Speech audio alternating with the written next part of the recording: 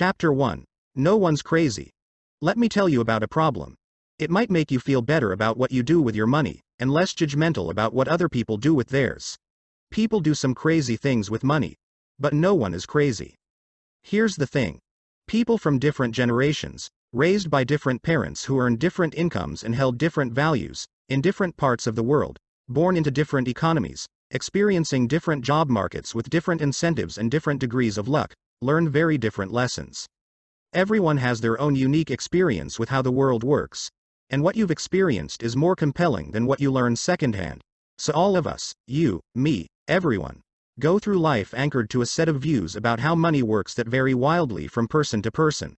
What seems crazy to you might make sense to me. The person who grew up in poverty thinks about risk and reward in ways the child of a wealthy banker cannot fathom if he tried. The person who grew up when inflation was high experienced something the person who grew up with stable prices never had to. The stockbroker who lost everything during the Great Depression experienced something the tech worker basking in the glory of the late 1990s can't imagine. The Australian who hasn't seen a recession in 30 years has experienced something no American ever has. On and on. The list of experiences is endless. You know stuff about money that I don't, and vice versa. You go through life with different beliefs, goals, and forecasts than I do.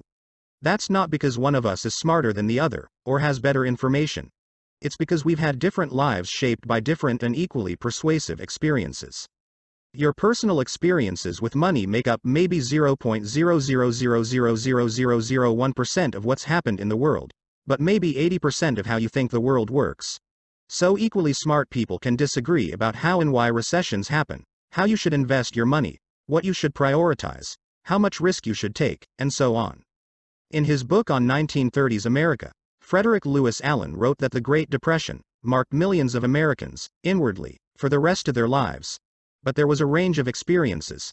25 years later, as he was running for president, John F. Kennedy was asked by a reporter what he remembered from the Depression. He remarked, "I have no first-hand knowledge of the Depression. My family had one of the great fortunes of the world and it was worth more than ever then. We had bigger houses, more servants, we traveled more. About the only thing that I saw directly was when my father hired some extra gardeners just to give them a job so they could eat. I really did not learn about the Depression until I read about it at Harvard." This was a major point in the 1960 election. How, people thought, could someone with no understanding of the biggest economic story of the last generation be put in charge of the economy? It was, in many ways, overcome only by JFK's experience in World War II. That was the other most widespread emotional experience of the previous generation, and something his primary opponent, Hubert Humphrey, didn't have. The challenge for us is that no amount of studying or open-mindedness can genuinely recreate the power of fear and uncertainty. I can read about what it was like to lose everything during the Great Depression. But I don't have the emotional scars of those who actually experienced it. And the person who lived through it can't fathom why someone like me could come across as complacent about things like owning stocks. We see the world through a different lens. Spreadsheets can model the historic frequency of big stock market declines. But they can't model the feeling of coming home, looking at your kids, and wondering if you've made a mistake that will impact their lives. Studying history makes you feel like you understand something. But until you've lived through it and personally felt its consequences, you may not understand it enough to change your behavior. We all think we know how the world works, but we've all only experienced a tiny sliver of it. As investor Michael Batnick says, some lessons have to be experienced before they can be understood. We are all victims, in different ways, to that truth. In 2006, economists Ulrich Malmendier and Stefan Nagel from the National Bureau of Economic Research dug through 50 years of the Survey of Consumer Finances, a detailed look at what Americans do with their money. To the power of 4. In theory, people should make investment decisions based on their goals and the characteristics of the investment options available to them at the time. But that's not what people do. The economists found that people's lifetime investment decisions are heavily anchored to the experiences those investors had in their own generation, especially experiences early in their adult life. If you grew up when inflation was high, you invested less of your money in bonds later in life compared to those who grew up when inflation was low.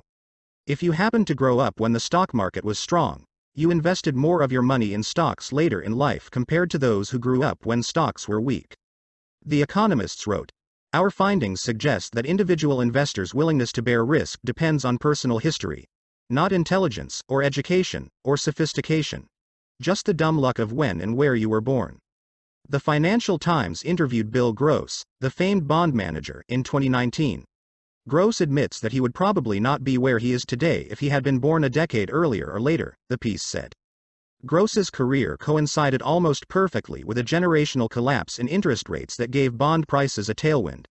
That kind of thing doesn't just affect the opportunities you come across. It affects what you think about those opportunities when they're presented to you. To Gross, bonds were wealth-generating machines. To his father's generation, who grew up with and endured higher inflation, they might be seen as wealth incinerators. The differences in how people have experienced money are not small, even among those you might think are pretty similar. Take stocks. If you were born in 1970, the S&P 500 increased almost tenfold, adjusted for inflation, during your teens and 20s. That's an amazing return. If you were born in 1950, the market went literally nowhere in your teens and 20s adjusted for inflation. Two groups of people, separated by chance of their birth year, go through life with a completely different view on how the stock market works. Or inflation.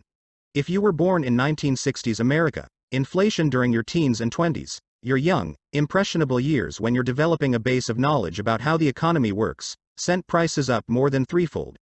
That's a lot. You remember gas lines and getting paychecks that stretched noticeably less far than the ones before them. But if you were born in 1990, inflation has been so low for your whole life that it's probably never crossed your mind. America's nationwide unemployment in November 2009 was around 10%. But the unemployment rate for African American males aged 16 to 19 without a high school diploma was 49%. For Caucasian females over age 45 with a college degree, it was 4%. Local stock markets in Germany and Japan were wiped out during World War II. Entire regions were bombed out. At the end of the war, German farms only produced enough food to provide the country's citizens with 1,000 calories a day. Compare that to the US, where the stock market more than doubled from 1941 through the end of 1945, and the economy was the strongest it had been in almost 2 decades. No one should expect members of these groups to go through the rest of their lives thinking the same thing about inflation, or the stock market, or unemployment, or money in general. No one should expect them to respond to financial information the same way. No one should assume they are influenced by the same incentives. No one should expect them to trust the same sources of advice. No one should expect them to agree on what matters, what's worth it, what's likely to happen next, and what the best path forward is. Their view of money was formed in different worlds. And when that's the case, a view about money that one group of people thinks is outrageous can make perfect sense to another. A few years ago, the New York Times did a story on the working conditions of Foxconn, the massive Taiwanese electronics manufacturer. The conditions are often atrocious. Readers were rightly upset. But a fascinating response to the story came from the nephew of a Chinese worker, who wrote in the comment section. My aunt worked several years in what Americans call sweatshops. It was hard work. Long hours, small wage, poor working conditions. Do you know what my aunt did before she worked in one of these factories? She was a prostitute. The idea of working in a sweatshop, compared to that old lifestyle, is an improvement, in my opinion. I know that my aunt would rather be exploited by an evil capitalist boss for a couple of dollars than have her body be exploited by several men for pennies. That is why I am upset by many Americans thinking, we do not have the same opportunities as the West. Our governmental infrastructure is different. The country is different. Yes, factory is hard labor. Could it be better? Yes, but only when you compare such to American jobs. I don't know what to make of this. Part of me wants to argue, fiercely. Part of me wants to understand.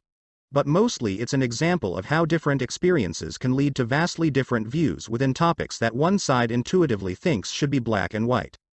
Every decision people make with money is justified by taking the information they have at the moment and plugging it into their unique mental model of how the world works. Those people can be misinformed. They can have incomplete information. They can be bad at math. They can be persuaded by rotten marketing. They can have no idea what they're doing. They can misjudge the consequences of their actions. Oh, can they ever? But every financial decision a person makes sense to them in that moment and checks the boxes they need to check. They tell themselves a story about what they're doing and why they're doing it, and that story has been shaped by their own unique experiences. Take a simple example. Lottery tickets. Americans spend more on them than movies, video games, music, sporting events, and books combined. And who buys them? Mostly poor people. The lowest income households in the US on average spend $412 a year on lotto tickets, 4 times the amount of those in the highest income groups. 40% of Americans cannot come up with $400 in an emergency. Which is to say, those buying $400 in lottery tickets are by and large the same people who say they couldn't come up with $400 in an emergency. They are blowing their safety nets on something with a 1 in millions chance of hitting it big. That seems crazy to me. It probably seems crazy to you, too. But I'm not in the lowest income group. You're likely not, either. So it's hard for many of us to intuitively grasp the subconscious reasoning of low-income lottery ticket buyers. But strain a little, and you can imagine it going something like this. We live paycheck to paycheck and savings seems out of reach. Our prospects for much higher wages seem out of reach. We can't afford nice vacations, new cars, health insurance, or homes in safe neighborhoods. We can't put our kids through college without crippling debt. Much of the stuff you people who read finance books either have now, or have a good chance of getting, we don't. Buying a lottery ticket is the only time in our lives we can hold a tangible dream of getting the good stuff that you already have and take for granted. We are paying for a dream, and you may not understand that because you are already living a dream. That's why we buy more tickets than you do. You don't have to agree with this reasoning. Buying lotto tickets when you're broke is still a bad idea.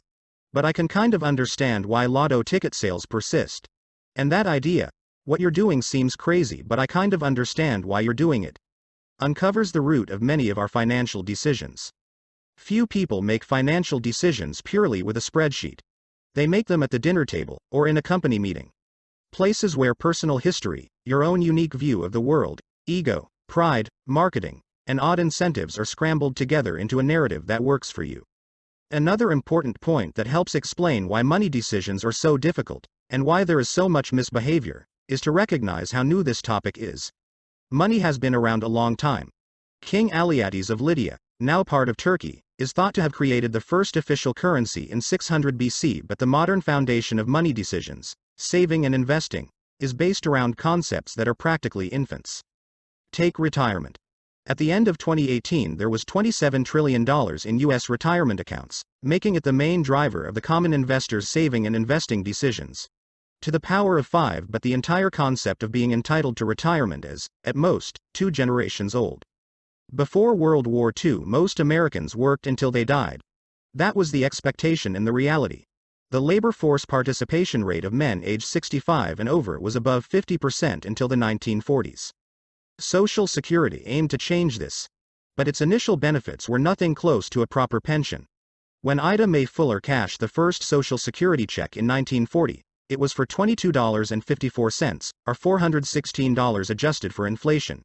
It was not until the 1980s that the average Social Security check for retirees exceeded $1,000 a month adjusted for inflation. More than a quarter of Americans over age 65 were classified by the Census Bureau as living in poverty until the late 1960s. There is a widespread belief along the lines of, everyone used to have a private pension. But this is wildly exaggerated. The Employee Benefit Research Institute explains, only a quarter of those age 65 or older had pension income in 1975. Among that lucky minority, only 15% of household income came from a pension. The New York Times wrote in 1955 about the growing desire, but continued inability, to retire.